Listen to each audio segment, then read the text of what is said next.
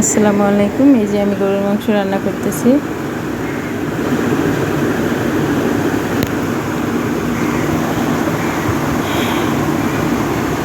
আজকে দুপুরে রান্না করব গরুর মাংস, ডিম বোনা, পোলাও, চিংড়ি মাছ।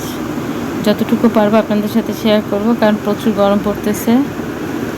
যে রোস্টটা ভেজে নিচ্ছি, রোস্ট রান্না করবো এখন।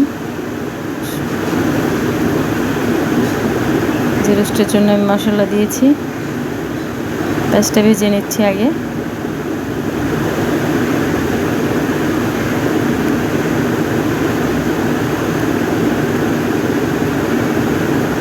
এই যে আমার রোস্ট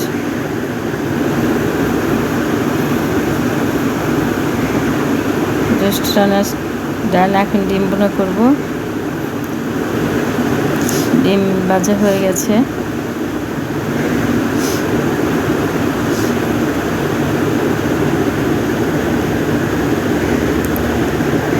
ডিমও ভাজা শেষ, এখন রান্না করব।